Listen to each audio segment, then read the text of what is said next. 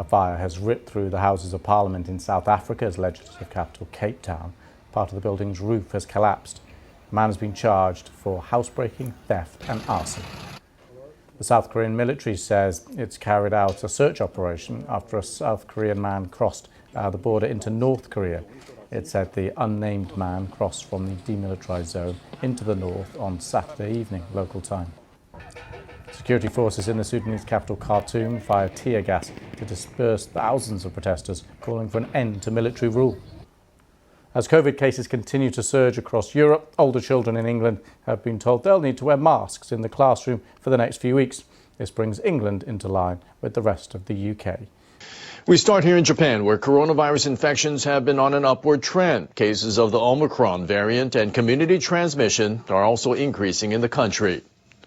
Tokyo confirmed 84 new cases of the coronavirus on Sunday, nearly double the figure reported a week earlier. More than half of these people had received 2 doses of vaccine. Week-on-week increases have been recorded for 16 days in a row. In the southern prefecture of Okinawa, 51 people were confirmed to be infected with the coronavirus on Sunday. Omicron infections were earlier detected among U.S. military-based personnel, and community transmission has been confirmed. Omicron is spreading faster than the Delta variant. Tamaki called on municipal officials to consider postponing ceremonies for Coming of Age Day on January 10th and social gatherings following those events. On the western island of Shikoku, officials in Kochi and Kagawa prefectures have reported their first Omicron infections. Officials in Kagawa say the infection routes have not been identified, and they appear to be cases of community transmission.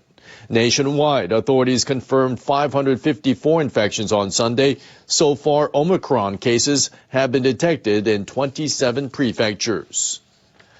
A Paris-based international group says a record 488 journalists were detained around the world last year because of their work. Reporters Without Borders, or RSF, said in its annual roundup published last month that the figure is the highest since such record-keeping began in 1995. China, including Hong Kong, topped the list for the 5th straight year with 127 journalists in detention. It was followed by Myanmar with 53, Vietnam with 43, and Belarus with 32. RSF Secretary General Christophe Deloire expressed concern and said it is a reflection of the reinforcement of dictatorial power worldwide. He called on the international community to take action to protect journalists by considering sanctions against countries where journalists are detained arbitrarily.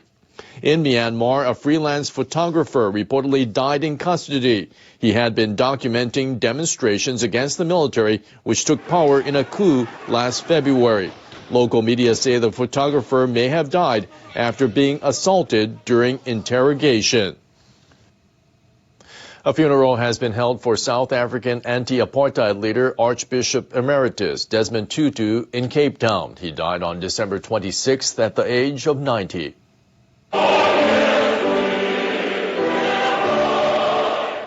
Tutu received the Nobel Peace Prize in 1984 for his efforts to end the country's racial segregation policy. Mourners gathered to pay their final respects. South African President Cyril Ramaphosa said in a eulogy that Tutu has served as South Africa's moral compass. Archbishop Desmond Tutu was without question a crusader in the struggle for freedom, for justice, for equality, and for peace. The funeral was reportedly modest, and his coffin was inexpensive without decoration, in line with Tutu's expressed wishes before his death.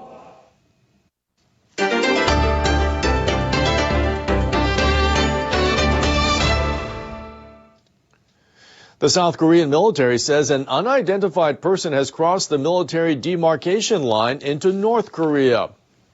Joint Chiefs of Staff officers say the person was spotted near the DMZ around 9:20 p.m. on Saturday and was seen crossing the border about 1 hour and 20 minutes later. Surveillance equipment had earlier recorded the person breaking through the barbed wire fence. The military says its response was insufficient. The person is believed to be South Korean. In September 2020, North Korea fatally shot a South Korean fisheries official in its waters. The South Korean officers sent a message to North Korea to ensure the safety of the person who crossed the border but have not received a response. They say no irregular movements have been detected on the northern side of the DMZ. This year marks the 20th anniversary of a Japan-North Korea summit that resulted in the return of 5 Japanese nationals who had been abducted by the North. The Japanese government is under pressure to take concrete steps to obtain the return of remaining abductees, while no progress has been achieved in the 2 decades since the summit. North Korea admitted in the September 2002 bilateral summit that its agents had abducted Japanese nationals. The regime allowed 5 of them to return to Japan the following month. The Japanese government has made it a top priority to resolve the issue, but no progress has been achieved. 8 parents of the 12 abductees that remain unaccounted for have died without seeing their kin returned. A group of relatives of the abductees sent a message to Kim Jong-un last April saying that they will not hinder the process of normalizing bilateral relations by asking the abductees about North Korea's secrets if all of them are returned at once. The group added that there is a deadline for it. Yokota Takuya, the younger brother of abductee Yokota Megumi, became the head of the abductee action group in December. He spoke to NHK. I am furious about the fact that the government has not been able to rescue an innocent 13-year-old girl for 44 years since she was abducted. I feel frustrated that we haven't been able to make any progress even after 2 representatives of our group died. Yokota says he wants the government to think actively and take concrete action before any more family members die without being reunited with their loved ones. Kim Jong-un is the only person with the right to make a decision, so I would like Prime Minister Kishida to tell him that economic and humanitarian aid can be provided under the rules of the international community if Kim promises to return all the victims all at once. The government says at least 17 citizens were abducted by North Korea in the 1970s and 80s. 5 returned in 2002, but the other 12 are still unaccounted for.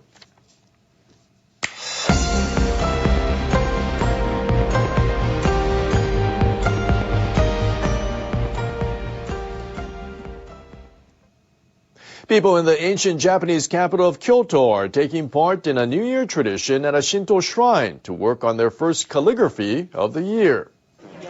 The event began at the Kitano Tenmangu Shrine on Sunday. The shrine is dedicated to the 9th century scholar and politician Sugawara no Michizane.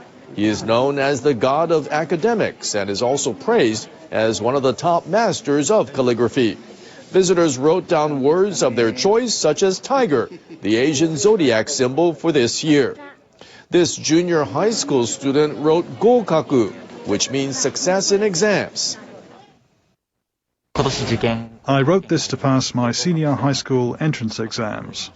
I felt nervous. It was fun. The event runs through Tuesday. People in Japan see the crane as a symbol of happiness. Amateur photographers flock to a village in northern Japan to take pictures of the birds early Sunday morning.